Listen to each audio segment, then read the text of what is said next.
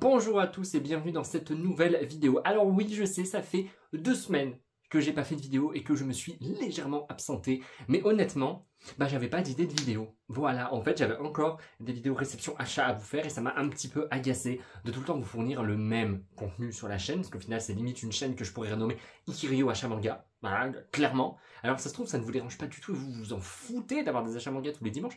Mais moi, j'étais un petit peu en mode, non, c'est pas possible. Alors j'ai essayé de trouver d'autres idées. Alors donc, il y a la vidéo des sorties du mois de mars qui devrait pas tarder de popper la semaine prochaine.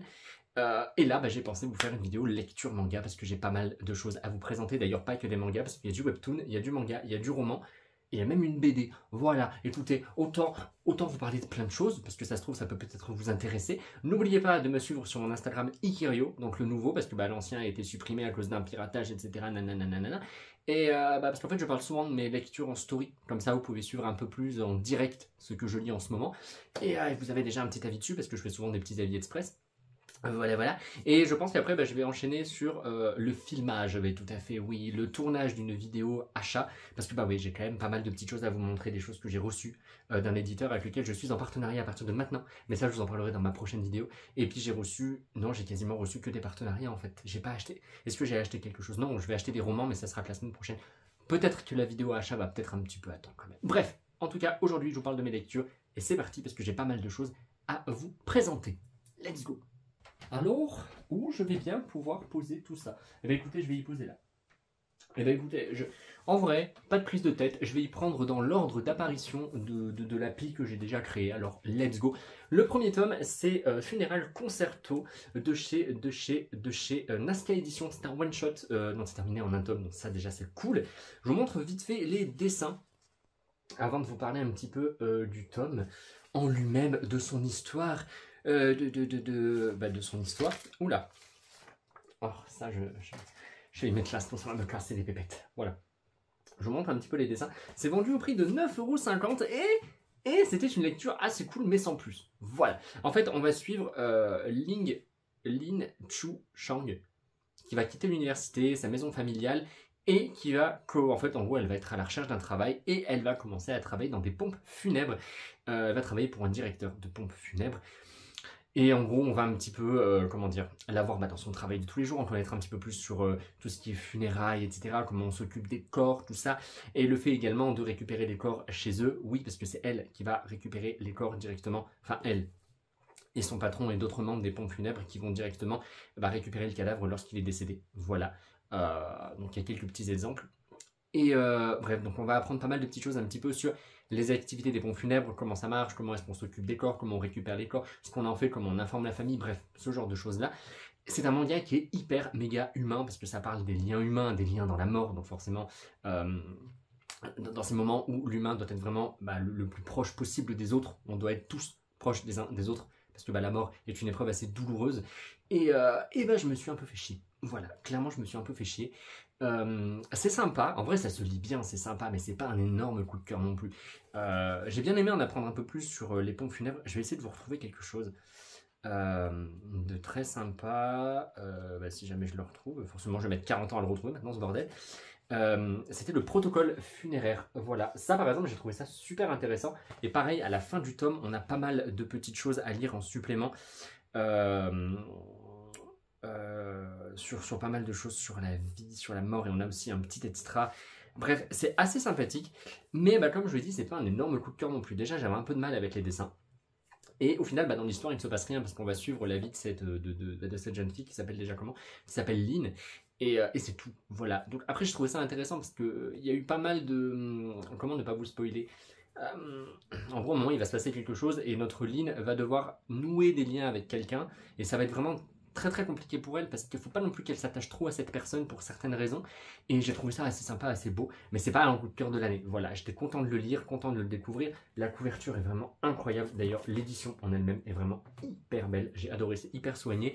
Les dessins, je vous le dis, c'est pas les plus beaux dessins du monde, je sais pas, ils sont beaux mais ils ont quelque chose de particulier, une petite touche pas qui me dérange non plus, mais je sais pas comment expliquer mon ressenti vis-à-vis des dessins. C'est joli mais c'est pas joli, voilà, c'est pas les plus beaux dessins du monde, mais ça reste quand même très sympathique, ça reste une histoire de vie. Après, du coup, une histoire de vie et de mort. Mais ça reste vraiment centré sur l'humain et tout. Et c'était sympa, mais c'est pas non plus le plus gros coup de cœur du siècle. Dites-moi dans les commentaires si vous l'avez lu, ce que vous en avez pensé. Je sais que j'ai eu pas mal de très très bons retours. Après, mon retour est positif. Attention. Mon retour reste positif quand même. L'histoire est très belle, très sympa. Les personnages sont quand même assez attachants. Mais voilà, moi je pense que j'aime plutôt les mangas où il y a un peu plus de punch, un peu plus d'action, d'aventure.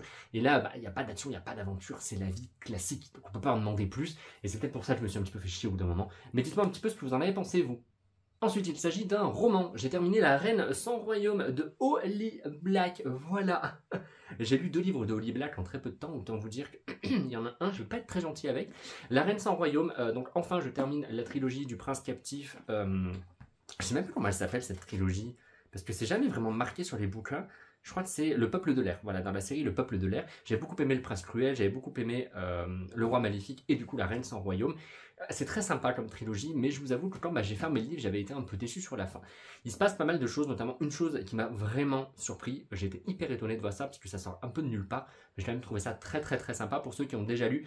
La chose concerne Cardan, voilà, pour ne pas spoiler ceux qui sont en train de le lire et tout. Je pense que de toute façon, vous allez vite comprendre de quoi je parle. Ça m'a un petit peu surpris, mais c'était quand même sympathique. Par contre, toute la fin, moi je m'attendais vraiment à quelque chose de beaucoup plus développé. Voilà. En gros, sans spoiler de ouf, il y a une guerre, voilà, quelque chose d'assez gros. Et moi, je m'attendais vraiment à quelque chose de très gros, sur beaucoup de chapitres, qui allait durer, qui allait être efficace. Ça a été très rapide, voilà. Et du coup, j'ai trouvé la fin un peu bâclée. Voilà, on avait l'impression que, en gros, tout ce qui se passe à la fin, vous voyez, c'est tout ça. Alors qu'il y a pas mal de choses dans tout ça qui auraient pu être totalement coupées par l'autrice, parce que c'était pas très intéressant. On a eu de nombreux chapitres dans lesquels il se passait rien. Voilà, il y avait juste un peu de papotage, des choses qu'on savait déjà, des choses qui traînaient un peu en longueur. Et du coup, je trouve qu'elle aurait peut-être dû prendre un peu plus de place dans son livre pour faire le final, au lieu de mettre le final, comme je vous l'ai dit, là, et puis là, blablabla. Du coup, j'ai trouvé ça un peu décevant, mais j'ai quand même trouvé ça sympa. Mais c'est pas une lecture inoubliable. Voilà, je vais très très vite oublier ma lecture, je pense. Mais c'est quand même sympathique, j'avais bien aimé les personnages, j'aime bien le personnage notamment de Cardan, de Jude. Oui, de Jude, putain, pendant un moment, je me suis dit, ça s'appelle pas du tout comme ça. Mais sinon, voilà, ça reste très très sympa. L'autre livre que j'ai lu de Holly Black, c'est également... Attendez, en fait, je suis bête, je peux le prendre avec moi, au lieu de vous en parler. C'est celui-ci, parce que du coup, je l'ai lu juste après avoir terminé La Reine sans royaume. J'ai lu comment le prince Cardan en est venu à détester les histoires. Et là, j'ai trouvé ça très sympa, par contre. Déjà, le livre en lui-même est magnifiquement bien illustré. C'est vraiment incroyable, il y a plein de petites illustrations à l'intérieur. C'est magnifique, j'ai adoré. Et c'est vraiment très bien d'avoir cette histoire du point de vue de Cardan, tout simplement. Et d'avoir son point de vue à lui sur sa jeunesse, sur ce qui a pu se passer, son éducation, ce qu'il a fait, ses amourettes, tout ça. J'ai vraiment trouvé ça hyper cool. Et voilà, c'est un petit plaisir à 17,90 €. Ça se lit vraiment hyper vite par contre. Ça se lit vraiment vite. Je crois que j'ai lu en même pas une semaine. Je l'ai dévoré. Les chapitres sont assez courts. Et puis bon, voilà, c'est un livre qui se dévore, je le répète, mais assez rapidement. Vous attendez pas non plus à une histoire qui va vous prendre 2 semaines et qui va vous intriguer, que vous allez être choqué. Au final, la plupart des choses qu'on apprend dedans, on le savait déjà. Mais on approfondit certains points de sa personnalité et j'ai trouvé ça vraiment sympathique. Donc voilà pour mes 2 lectures Holly Black. Et en fait, il y en a une troisième. Et la troisième, je l'ai détestée. Voilà. C'est clair, je l'ai détesté. Voilà. Et petit point, si vraiment vous adorez le personnage de Cardan, je vous recommande fortement cette lecture après la trilogie. Par contre, si le prince Cardan, vous pouvez pas le supporter, vous l'aimez pas, ne lisez peut-être pas lui, quoi, parce que je pense pas que vous allez apprécier votre lecture, quoi. Mais peut-être laissez-lui une chance, parce que Cardan, on l'aime bien, Cardan, quand même. Cardan, il est mignon. Oui, oui, moi j'aime bien Cardan. Alors ensuite, l'autre livre, je ne l'ai pas parce que je l'ai prêté à ma mère. Il s'agit de Livre de la nuit de Holly Black. C'était une torture, c'était horrible, c'était nul, j'ai pas aimé. Voilà, c'était long, c'était pénible. Le personnage principal de Charlie, autant vous dire qu'elle n'est pas intéressante. La seule chose intéressante, c'est peut-être son mec qui est plus intéressant qu'elle. Elle, j'avais aucune attache. Et dites-vous, pendant le livre, on a à des moments des phases où on va suivre le passé de Charlie. Donc ces chapitres-là s'appellent le passé. C'était pas intéressant parce que déjà, j'étais pas attaché, au personnage dans le présent. J'avais aucune envie d'en savoir plus sur son passé. Et souvent, son passé, j'étais déçu. J'étais là, c'est pas passé grand-chose, quoi. Et des fois, il y avait des chapitres qui se terminaient en queue de poisson, où j'étais en mode, oh, il va enfin se passer quelque chose. Et le chapitre d'après, l'autrice décide de ne plus du tout en parler. Ou d'en parler sur 3 lignes. Et en fait, elle a réussi à créer une tension, quelque chose de ouf à la fin d'un chapitre, qu'elle défonce en très peu de paragraphes au début du chapitre d'après. Et souvent, ça retombait tout le temps, comme un souffle au fromage, vous savez. Voilà. elle fait monter, monter, monter, et là on tourne la page et ça descend tout. Et j'ai eu énormément de mal à m'attacher au personnage. La fin du livre laisse peut-être espérer une suite assez cool, mais je suis sûr que ça va faire comme tout le livre. Elle nous promet quelque chose de cool, et en fait, dans le deuxième livre, ça va être du caca, quoi. Donc je sais pas. On a l'impression qu'on va avoir tellement de choses et tout, c'est extraordinaire. En fait, non. Voilà. Pourtant, c'était sympa parce qu'il y a, en gros, dans ce livre-là, on va suivre Charlie qui vit dans un monde qui est le nôtre. Sauf que dans le nôtre, il y a de la magie des ombres. C'est-à-dire que des personnes peuvent utiliser leur ombre pour faire du mal, pour faire des choses. C'est des ombres qui peuvent vous tuer. Quand l'ombre se détache de son corps, et du coup qu'elle vit seule, on appelle ça une furie, et elles deviennent extrêmement dangereuses. Vous voyez, tout ça, cet aspect-là, c'est cool, ça donne envie. On est intrigué, on se dit, ouh là là là là là là, il va y avoir du piment. Non, ben non, jamais j'ai été, waouh, jamais, et j'ai vraiment pas trouvé ça cool du tout. Au niveau de l'histoire, je vous mettrai un résumé juste ici, je vous mettrai en fait le résumé qu'il y a derrière le livre, comme ça sera beaucoup plus facile pour vous pour comprendre et tout. Parce que moi, j'aurais un peu du mal à vous l'expliquer sans spoiler certaines choses, mais en gros, non, au final, parce que même l'aspect, en gros, Charlie est une voleuse et elle va devoir voler quelque chose, retrouver quelque chose pour le compte du grand méchant de ce roman. Moi, je l'appelle le grand méchant de ce roman parce qu'au final, pour moi, c'est le grand méchant, même s'il n'a rien du grand méchant, à part apparemment sa présence très forte. Ouais, j'ai pas trouvé qu'il était non plus hyper diabolique, mais bon, bref, passons. Elle va devoir voler quelque chose pour lui. Voilà en gros pour le pitch. Beaucoup de mystères aussi autour de son copain, parce que son copain, à Charlie, n'a pas d'ombre. Voilà, il n'a pas d'ombre. Donc déjà, il y a un mystère qui plane autour de lui. Mais je vous l'ai dit, hein, son copain Vince est beaucoup plus intéressant que Charlie. Charlie, elle est totalement inintéressante. Déjà, elle doit être mature, etc. Sachant qu'au final, elle veut travailler pour pouvoir payer les études de sa sœur, pour que sa sœur fasse des études. Et en gros, ne finisse pas comme elle, à bosser dans un bar. Mais elle est totalement immature. On pourrait penser qu'elle est mature, mais pas du tout. Elle m'énerve. Elle était tellement énervante, tellement agaçante. Et j'avais aucune pitié pour elle. Quand il lui arrivait de mauvaises choses, j'étais là, tant pis. Karma. Enfin bref, voilà, j'ai détesté ce bouquin, ça a été... pourtant j'ai lu les 600 pages, parce que je me suis dit, j'avais envie d'y croire jusqu'à la fin, et j'y crois encore pour un tome 2. Si un tome 2 sort, c'est possible que... Je vais d'abord attendre les critiques pour savoir un petit peu ce qui se passe, parce que j'espère qu'il y aura plus d'action, parce que je vous dis, la fin du tome 1 laisse vraiment présager de quelque chose de cool pour la saison 2. Pour le tome 2, mais bon, qui vivra verra, on verra ça avec le tome 2, mais en tout cas pour l'instant, ce tome 1, j'ai détesté. Dites-moi d'ailleurs si jamais vous l'avez lu et ce que vous en avez pensé, et dites-moi si vous avez lu d'autres choses que j'ai lues pour pouvoir m'en parler en commentaire. Voilà, maintenant on passe à la suite. Côté roman, je suis actuellement en train de lire Skandar et le vol de la licorne. J'en suis au chapitre 11, donc à la page 201. Pour l'instant, j'adore. Voilà, je kiffe. On est dans un monde avec des licornes, mais pas du tout des licornes qu'on a l'habitude de voir, parce que ce sont des licornes qui adorent le sang et la violence. Des licornes qui sont capables de bouffer un chat qui erre dans une rue. On a souvent des textes en mode la licorne avait du sang qui coulait de ses lèvres, des choses très comme très sympa. En fait, dans cette histoire-là, on va suivre le petit Skandar qui a 13 ans. Non, déjà, il faudrait pas commencer par là. Je suis très mauvais quand même pour faire les résumés. En fait, je vais vous lire ce qu'il y a derrière. Skandar a toujours eu un rêve, chevaucher une licorne, être l'un des rares chanceux à faire éclore une licorne, à s'unir à elle pour la vie, à s'entraîner dans le but de remporter avec elle la course la plus prestigieuse et devenir un héros. Voilà. En gros, on est dans un monde dans lequel il y a une île. Et sur cette île-là vivent des licornes, il y a pas mal de choses qui s'y passent et tous les ans, il y a des licornes qui vont éclore.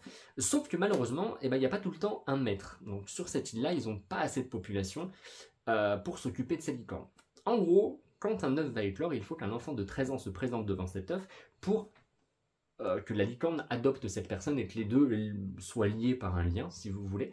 Et si jamais la licorne en face d'elle n'a personne, elle devient une licorne sauvage. Et les licornes sauvages sont extrêmement dangereuses, extrêmement violentes, extrêmement méchantes, extrêmement tout ce que vous voulez, mais elles sont pas très sympathiques. Voilà. Malheureusement, il n'y a pas assez d'enfants de 13 ans sur l'île, donc ils vont les recruter sur le continent. Le continent, c'est notre monde. Et pour ça, il faut passer un examen. Et là, Skandar va passer l'examen. Malheureusement, sa maîtresse lui dit non, tu passes pas l'examen, toi. Mais pourquoi? Il ne comprend pas. Et là, va s'en suivre tout un tas de choses hyper méga sympa. Et c'est vraiment une lecture qui me fait penser au premier Harry Potter, à Percy Jackson, à Narnia. Vous savez, cette ambiance jeunesse, mais quand même pas jeunesse. Voilà, c'est pas non plus pour les enfants, parce que comme je vous dis, quand même, il y a des moments qui sont assez violents. Et je m'attends à des moments assez violents par la suite, notamment avec les licornes qui sont capables quand même de dévorer des gens, quoi.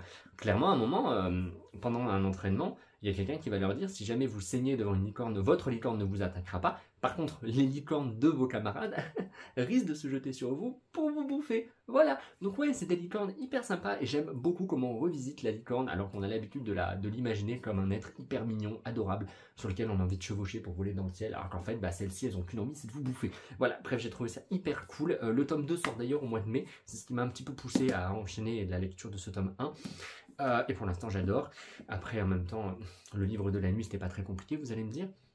Et autre chose, à partir du mois de mars, chez De Satus, va sortir ce gros pavé là, le Prieuré de l'Oranger en version relié collector, que je vais m'acheter, que je vais lire parce que ça me tente vraiment, vraiment, vraiment beaucoup. Et il y a également son préquel, lui, que je vais également acheter parce qu'il est beaucoup trop beau. Alors que je sais pas du tout si jamais je vais aimer le Prieuré de l'Oranger, mais tout le monde me l'a très bien vendu, alors je vais faire confiance à tout le monde. Je pense que je vais kiffer. Donc quand j'aurai terminé Standard, et j'espère avoir terminé d'ici le 1er mars, donc la semaine prochaine, comme ça, je pourrai enchaîner sur le Prieuré de l'Oranger à une vitesse incroyable. Ensuite, déception manga, ça va aller très vite. J'ai lu By the Grace of the Gods, enfin du moins j'ai lu le tome 1 et j'ai pas aimé. Voilà, je crois que malheureusement je suis totalement vacciné contre tout ce qui est isekai. Ça m'a totalement déplu, c'est plein de stéréotypes hyper méga classiques de l'isekai. Et j'ai vraiment pas aimé, j'ai passé déjà un premier tome, j'ai lu le premier tome et j'étais en mode c'est long, c'est pas intéressant. Et la fin du tome 1 m'a pas du tout envie de lire le tome 2. Pas mal de personnes m'ont dit penche-toi sur l'anime qui est dispo sur Crunchyroll, peut-être que tu vas aimer. Parce que beaucoup de personnes me disent que l'anime est sympa à regarder mais sans plus, c'est-à-dire qu'on se pose devant, on le regarde, c'est cool. Peut-être que l'anime passerait un petit peu mieux, mais en tout cas le manga j'ai pas aimé, donc ça c'est net. Et maintenant, moi quand j'aime pas, ça dégage. Ça sert à rien de se forcer à lire des choses qu'on n'a pas envie de lire. Voilà. Dit-il alors qu'il a quand même lu un roman de 600 pages qu'il n'a pas apprécié. Mais bon voilà, bref, vous m'avez compris. Ensuite, j'ai enchaîné avec les tomes 2 et 3 de Witch Watch. Alors ça, c'est super sympathique. Déjà, j'avais beaucoup aimé le premier tome. On est dans une histoire dans laquelle on a une jeune sorcière qui doit être protégée par un ogre. Cet ogre, c'est celui qu'on a sur la couverture du tome 2. Sachant que les deux cocos, au départ, ne s'entendent pas du tout. Et pourtant, ils vont devoir apprendre à se connaître parce que l'un va devoir protéger l'autre. Et ensuite, il y a, pour moi, ce manga, c'est un chapitre, une aventure. Voilà, un chapitre, il va se passer quelque chose. On va prendre un nouveau sort, on va devoir aider quelqu'un. Mais à chaque fois, c'est tellement débile, c'est tellement marrant. Le tome 2, j'ai vraiment passé un très bon moment. Le tome 3, j'ai trouvé quelques petites longueurs, notamment sur la fin. Je trouve en fait que le principe de un chapitre, une action, ça passe très bien pour ce genre de manga-là. Sachant que bien sûr, dans chaque chapitre, on avance dans les relations entre les personnages, on apprend un peu plus les personnages se rapprochent un peu plus. C'est pas juste on vit une aventure et puis hop là, enfin on vit une aventure. On reste à chaque fois dans la même ville, c'est simplement lié à la magie. Par exemple, à un moment dans le tome 2 ou 3, il y a un élève au lycée qui n'arrive pas à faire caca au lycée. Malheureusement, pour lui, il a vraiment envie de faire caca, mais il peut pas faire caca au lycée. Pour lui, il y a une gêne. Et du coup, notre jeune sorcière va l'aider à faire caca au lycée. Ouais, en lui donnant des astuces. Vous voyez, c'est un petit peu ce genre de chapitre un peu débile, mais en même temps, dans ces chapitres un peu débiles, les personnages en profitent pour se rapprocher, il y a plus d'affinités qui se créent, il y en a d'autres qui vont arriver. Voilà, c'est un tout qui fait que c'est super agréable à lire, mais le tome 3, j'ai trouvé un peu long. Voilà, donc on verra bien que le tome 4, qui est prévu, je crois, au mois de mars ou avril, non, il me semble qu'il arrivera, qu'il arrive qu'au mois d'avril, je vous mettrai de toute façon dans la vidéo, mais je me demande vraiment comment est-ce que ça va tenir, parce que je crois que c'est toujours en cours avec 8 tomes. Bon, vraiment comment ça peut tenir déjà 8 tomes, je trouve que c'est beaucoup pour ce genre de série, mais on verra bien. Sachant qu'il y a quand même une prophétie sur la tête de la sorcière, une prophétie bien sûr qui la met en danger d'ailleurs, la sorcière qui s'appelle Nico, voilà, c'est Nico la sorcière. Nico en fait est constamment en danger, donc c'est pour ça qu'il faut que notre Coco là, il la surveille, il la protège. Donc il y a quand même une histoire principale autour de Nico, d'un danger auprès d'elle, et surtout on apprend pas mal de choses sur ses pouvoirs, le fait que ce soit une sorcière capable de choses un peu plus grandes que d'autres sorcières, voilà, pour pas vous en dire plus. Mais c'est super sympa, c'est surtout hyper drôle et ça marche trop bien sur moi, donc c'est vraiment un manga que je vous recommande si jamais vous voulez un truc léger, pépère sans prise de tête. À Witch Watch, vous allez rire parce qu'il y a vraiment des gags. Mais c'est hilarant. Déjà, le tome 1 m'avait fait exploser de rire. Alors, les tomes 2 et 3, c'est pareil. Même si, je vous le répète, à la fin du tome 3, j'ai trouvé ça un petit peu long. Il était temps que le tome se termine. Mais on verra bien comment on va reprendre le tome 3. Le tome 4, pardon. Voilà.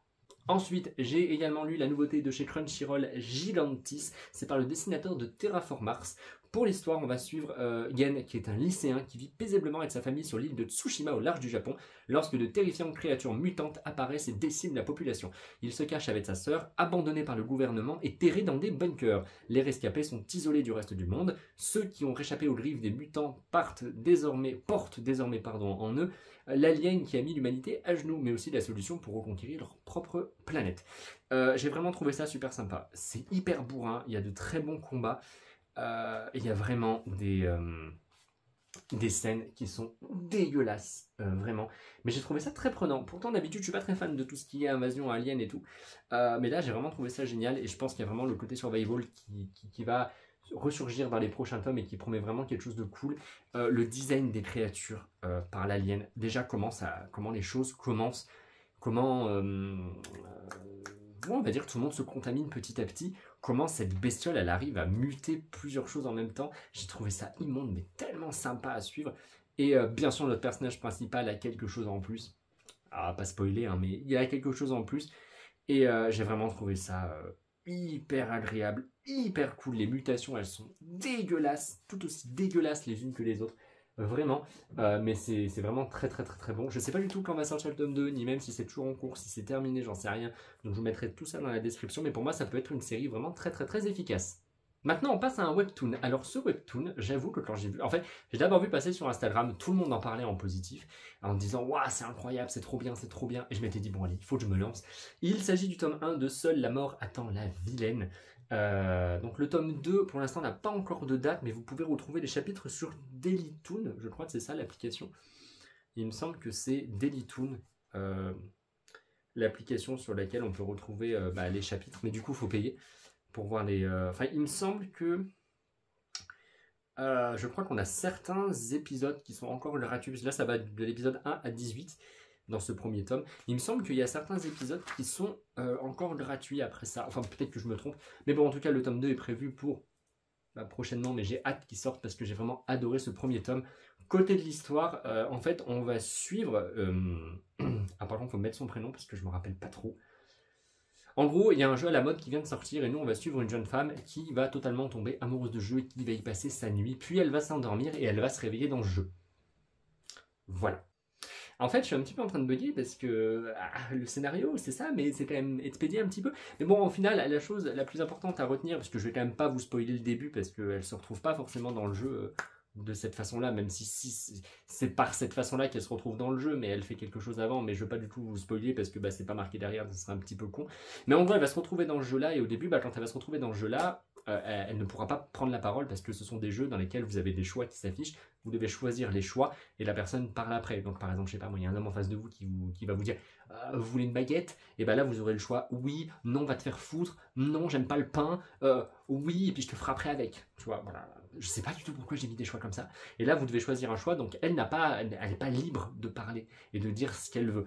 Et pourtant elle va quand même devoir survivre dans ce jeu, malheureusement, sinon ça va être la mort. Voilà, clairement il y a vraiment une survie qui est assez importante qui est mise en jeu là-dedans. Et c'est débile ce que je viens de dire, il y a une survie assez importante. En même temps, survivre, c'est important, non? Je dis n'importe quoi, c'est... En gros, elle va devoir survivre dans ce jeu, elle va être entourée d'hommes, voilà. C'est un... Il y en a qui m'ont dit sur Instagram, c'est un automé game, c'est-à-dire un jeu dans lequel vous serez face à plusieurs hommes et souvent le but de ce jeu, ça sera de draguer certains des hommes et tout, d'aller jusqu'au mariage, donc c'est-à-dire jusqu'à la fin de ce jeu. Et là, c'est un peu pareil. Voilà, elle va rencontrer pas mal d'hommes, sachant que... Ah, mais ça non plus, je peux pas vous le dire. Il y a une subtilité, mais je peux pas vous en parler. Parce que... non, je peux pas vous en parler, parce que c'est pas marqué derrière, donc ça serait du spoil, donc non.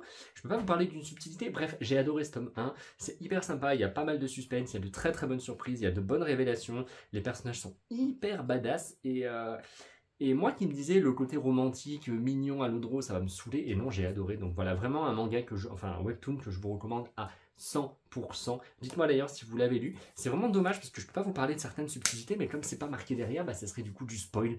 Donc ça serait con de vous spoiler parce que je peux pas vous spoiler un livre comme ça parce qu'il faut vraiment que vous découvriez tout ça par vous-même. Mais c'est super sympa et je vous le recommande à 100%. Pour finir cette vidéo qui est déjà bien assez longue, j'ai lu la BD Plastoc de chez Glénat. Donc ça serait une série en 3 tomes et en fait Plastoc, pour faire résumer très rapidement, l'humain a disparu et il ne reste que les insectes. Voilà à peu près ce qu'on peut vous dire. Les insectes et l'invention de l'humain, le plastoc. Donc forcément le plastique. Et donc en fait on va aller sur une île dans laquelle les insectes ont réussi à vivre correctement. Parce qu'au final, il y a aussi autre chose de l'histoire. Je raconte mais très bien les histoires. En fait, c'est pendant des millénaires, les dieux géants, donc les hommes, vécurent en harmonie avec les insectes. Mais lorsque les insectes eurent commencé à se multiplier, les dieux géants estimèrent qu'ils devenaient trop envahissants et nuisibles et qu'il fallait les détruire. Ainsi vint le déluge toxique, qui détruisit toute vie sur Terre. Puis, on ne revit plus les dieux géants. La seule trace de leur passage sur Terre et de leur pouvoir de création est restée, c'est le plastique. Voilà, le plastoc. Et en fait, on va aller sur une île sur laquelle les insectes ont réussi à construire une espèce de démocratie. Ouais, vite fait. Dans laquelle ils vénèrent les anciens dieux, donc les anciens dieux géants. On a des prêtresses qui sont la parole de ces dieux géants. C'est très religion quand même comme thème. Une religion bien sûr fictive, mais très très très religion. J'ai vraiment trouvé ça super sympa. Et nous en fait on va suivre un puceron. Voilà, un puceron qui va malheureusement vivre une suite de mésaventures assez horribles. Voilà, le pauvre pourrait clairement mourir. Voilà. Et c'est vraiment super prenant parce qu'on va embarquer avec lui dans cette aventure, et une aventure qui promet dans le tome 2 d'être encore plus grande que ce qui se passe dans ce tome 1. Les dessins sont vraiment très sympas, l'histoire est hyper méga sympathique. On se rend compte qu'en fait il y a pas mal de petits soucis sur cette île au final. Mais c'est un petit peu comme partout, on vous fait croire que tout va bien, que la civilisation est belle, que voilà, faut faire attention à certains nuisibles qui pourraient nuire à la religion et aux dieux. Donc faut les détruire ces nuisibles. Vous voyez, ça part un petit peu dans ce genre de délire, mais ça c'est assez classique dans le sens où on a quand même l'habitude dans ce genre de scénario d'avoir quelque chose, on a l'impression que c'est construit, c'est droit, c'est propre, et en fait c'est dégueulasse, et on voit que dans les bas-fonds de cette île, il y a des gens qui souffrent, qui sont pas bien. On appelle nuisibles des gens qui ont un petit peu, qui ont une idée qui est différente de celle que les gens veulent instaurer sur cette île, du moins que la religion veut instaurer sur cette île. Mais c'est super sympa, c'est vraiment hyper prenant. L'univers est vraiment vraiment cool, j'espère qu'il sera beaucoup plus développé dans le tome 2. J'espère, mais je pense que oui. Et surtout, c'est une série terminée en 3 tomes. Donc voilà, je ne peux que vous la recommander et c'est vraiment hyper plaisant à lire. Et voilou, cette vidéo est maintenant terminée et elle est déjà bien assez longue. Je ne pensais pas à parler aussi longtemps. Mais si, ça prend du temps de parler des lectures. Dites-moi un petit peu ce qui... J'avais pas bafouillé pendant la vidéo, enfin pas trop bafouillé. Sauf quand je vous dis des résumés à l'envers, c'est-à-dire que je commence par la fin du résumé avant de revenir et qu'au final je vous lis les résumés derrière le livre ou la BD parce que c'est beaucoup mieux. C'est beaucoup mieux, oui tout à fait, c'est mieux que mes résumés à moi parce que les miens ils sont un peu foireux. On va pas se mentir, hein, ouais. Dites-moi si jamais vous avez lu des choses que je vous ai présentées aujourd'hui, si vous avez aimé des choses que moi j'ai pas aimé, si vous avez détesté des choses que j'ai aimé. Voilà, dites-moi tout ça dans les commentaires. Moi je vous retrouve très rapidement pour une prochaine vidéo. Sûrement donc la vidéo des sorties du mois de mars, parce qu'il y a pas mal de petites choses en mars, que ce soit en termes de romans, manga. Voilà. Et également pour une vidéo achat manga, parce que j'ai pas mal de petites choses à vous présenter, mais je pense que je tournerai ça tranquillement ce week-end. Donc écoutez, passez un bon dimanche, j'espère que vous allez bien, et moi je vous retrouve très prochainement pour une prochaine vidéo, à bientôt pour une autre vidéo sur ma chaîne. Voilà, c'est bien de terminer comme ça, c'est mieux. Voilà, je vous fais des bisous.